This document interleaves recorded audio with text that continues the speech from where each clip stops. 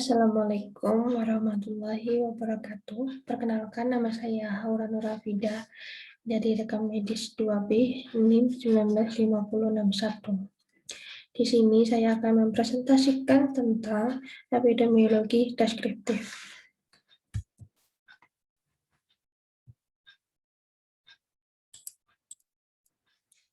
Pembahasan materi yang pertama adalah pengertian epidemiologi deskriptif, indikator epidemiologi deskriptif.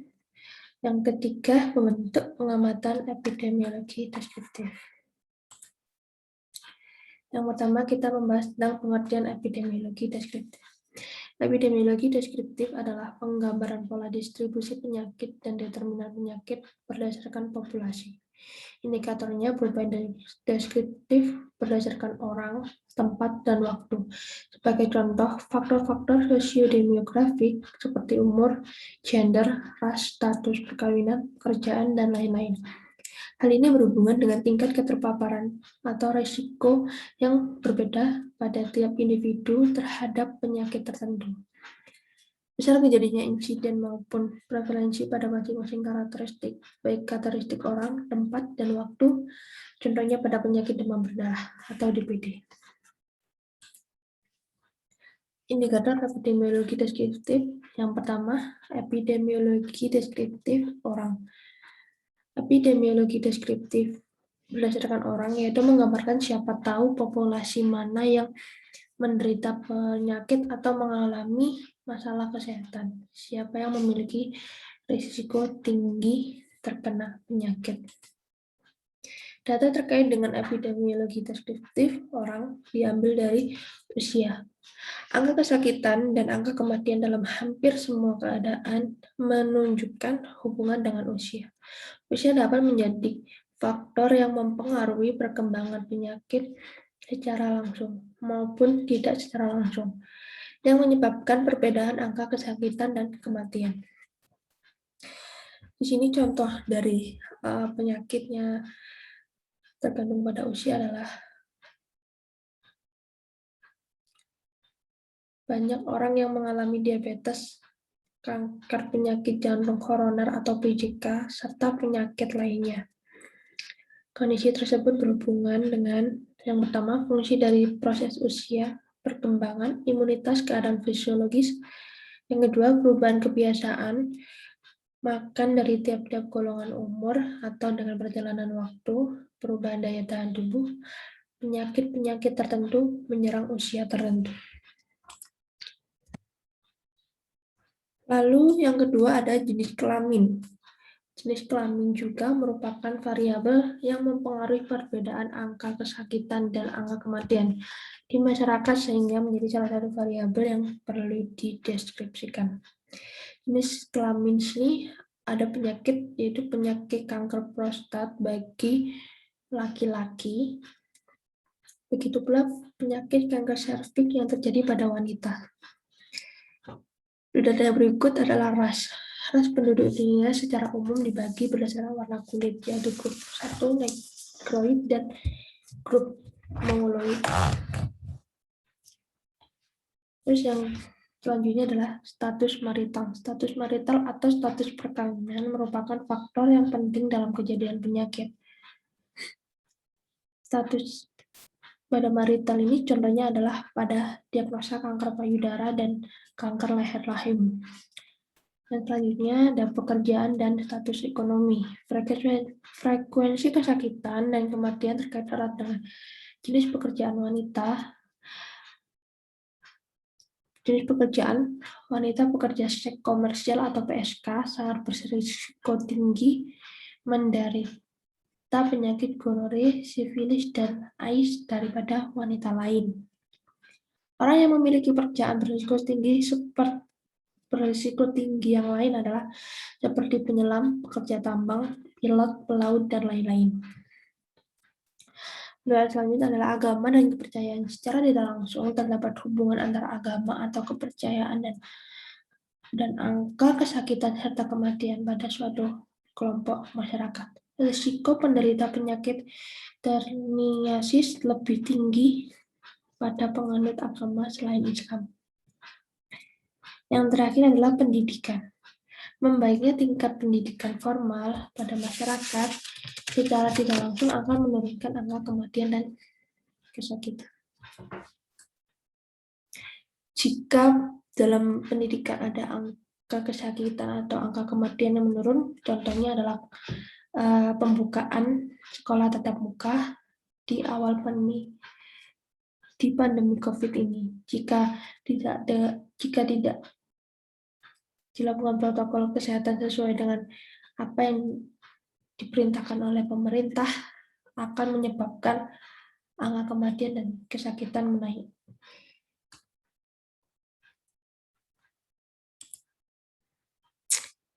Epidemiologi deskriptif terjadi di tempat terjadinya penyakit merupakan variabel penting dalam epidemiologi deskriptif karena dapat memberikan informasi untuk membedakan angka kesakitan dan kematian masyarakat menurut tempat tinggalnya. Perbedaan tempat dapat berupa skala internasional, nasional, dan lokal. Perbedaan tempat yang pertama adalah internasional. Letak geografis berperan sangat penting dan dapat menyebabkan perbedaan pada angka kesakitan dan kematian. Di setiap antar negara di dunia, ada penyakit yang menyebabkan peningkatan angka kematian dan angka kesakitan. Pastinya setiap antar negara memiliki bermacam-macam penyakit yang bisa meningkatkan angka kematian dan angka kesakitan. Untuk perbedaan tempat yang kedua adalah nasional. Faktor-faktor yang dapat menimbulkan perbedaan pada angka kematian dan kesakitan secara nasional antara lain keadaan topografi, daerah, lingkungan hidup, dan kegiatan ekonomi. Contohnya penyakitnya endemik gondok di Indonesia banyak dijumpai di daerah pegunungan yang kekurangan garam yodium. Perbedaan tempat yang terakhir adalah lokal. Tempat tinggal di kota, di desa dapat juga menimbulkan perbedaan angka kesakitan dan kematian. Contohnya risiko kematian prevalensi infeksi penyakit cacing tambang lebih tinggi di desa dibandingkan di kota. Dan terakhir adalah epidemiologi deskriptif waktu.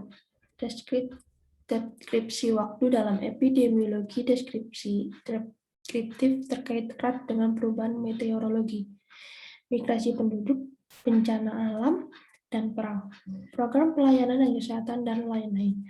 Menurut waktu, penyakit dapat terjadi dalam suatu periode tertentu, baik periode panjang maupun pendek, atau sampai bertahun-tahun atau dekade. Di sini ada datanya perubahan jangka waktu atau tren sekular.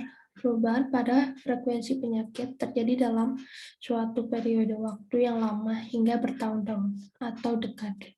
Contohnya, frekuensi penyakit infeksi TBC dan demam tifoid di negara barat dalam waktu 5 tahun belakangan ini menurun. Yang kedua adalah tren musiman. Pada tren musiman terjadinya suatu penyakit terkait dengan perubahan musim. Tren musiman ini bisa meningkatkan angka kesakitan dan angka kematian. Contohnya penyakit DBD terjadi pada musim penghujan dan mencapai puncak pada bulan Februari. Yang terakhir, tren siklus atau siklus tren.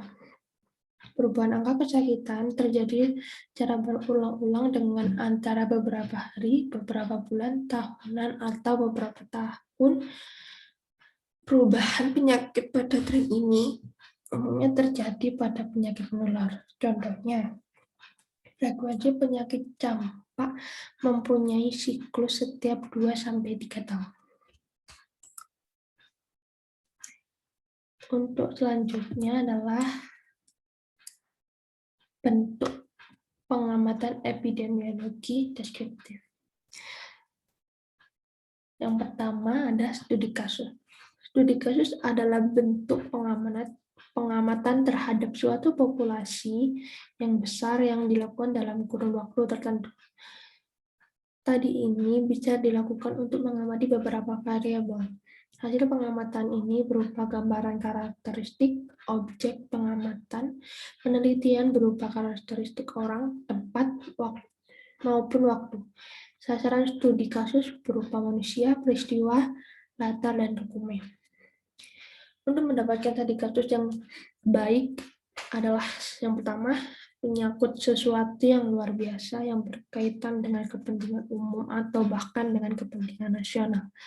Yang kedua, batas-batasnya dapat ditentukan secara jelas. Kelengkapan ini juga ditunjukkan oleh kedalaman dan keluasan data yang digali peneliti.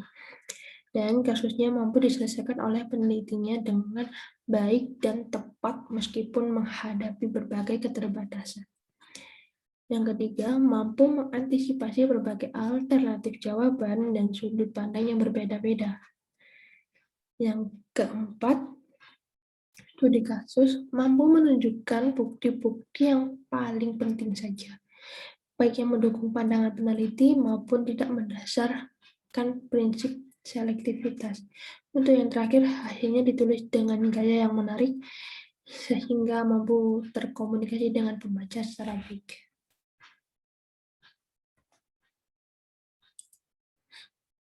Yang kedua ada survei. Survei adalah salah satu bentuk pengamatan yang dilakukan secara terencana dan terorganisir untuk mengumpulkan informasi dari suatu populasi yang difokuskan pada keadaan tertentu. Survei umumnya dilakukan pada sebagian anggota populasi yang menjadi sampel mewakili populasi secara keseluruhan. Berikut ada beberapa hal yang harus diperhatikan dalam melakukan survei. Yang pertama, tentukan metode sampel yang tepat. Yang kedua, perhitungan sampel yang tepat. Yang ketiga, menyiapkan kerangka sampel dan cara penarikannya. Yang keempat, menyiapkan daftar pertanyaan berupa kuesioner, baik pertanyaan tertutup maupun terbuka, yang sudah diuji validitas dan realitasnya. Dan yang kelima adalah latihan wawancara. Yang terakhir, perhatikan waktu pelaksanaan dan cara mengantisipasi responden yang tidak berpartisipasi. Survei sini ada beberapa kategori, yaitu yang pertama survei rumah tangga, yang kedua survei morbiditas, yang ketiga survei analisis jabatan, yang terakhir adalah survei pendapatan umum.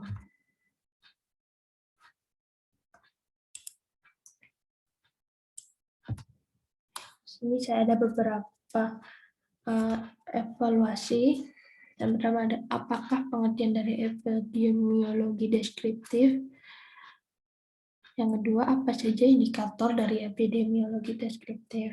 Apa saja yang ketiga, ada apa saja bentuk pengamatan dari epidemiologi deskriptif? Yang keempat, sebutkan ciri-ciri studi kasus yang baik. Yang kelima adalah sebutkan hal-hal apa saja yang harus diperhatikan sebelum melakukan survei.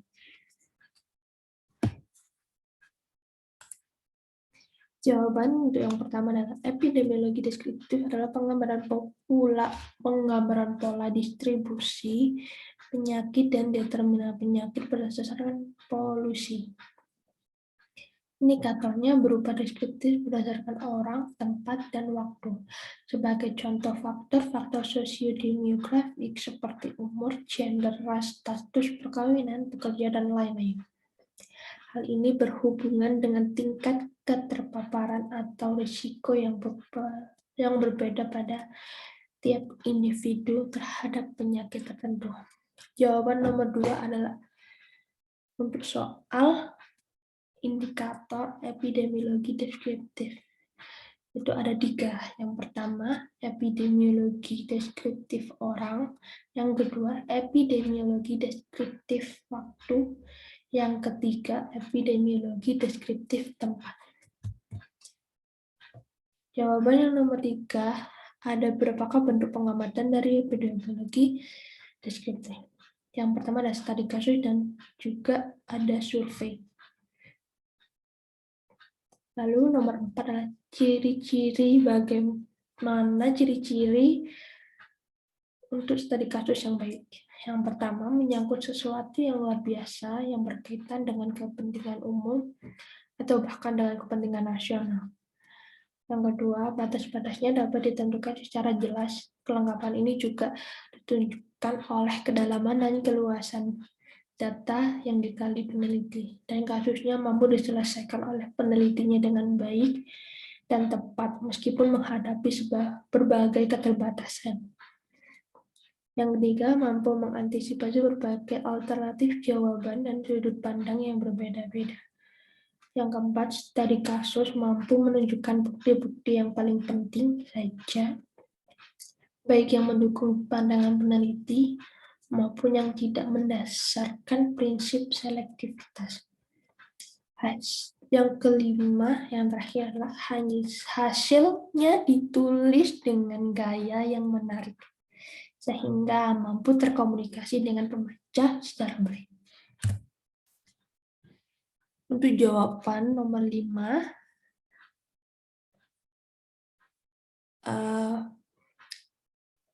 dari soal apa yang harus diperhatikan dalam kita melakukan survei. Yang pertama, tentukan metode sampel yang tepat. Yang kedua, perhitungan sampel yang tepat. Yang ketiga, menyiapkan kerangka sampel dan cara penarikannya. Yang keempat, menyiapkan daftar pertanyaan berupa kuesioner, baik pertanyaan tertutup maupun pertanyaan terbuka, yang sudah diuji validitas dan realitasnya. Yang keempat, latihan wawancara. Dan yang terakhir, perhatikan waktu pelaksanaan dan cara mengantisipasi responden yang tidak berpartisipasi. Dari presentasi tadi, saya mengambil sumber yang saya ambil dari e-book. Berikut adalah sumber yang saya ambil. Sekian dari presentasi saya. Mohon maaf apabila ada kata-kata yang kurang berkenan. Mohon maaf. Semoga dari presentasi saya bermanfaat buat Anda. Wassalamualaikum warahmatullahi wabarakatuh.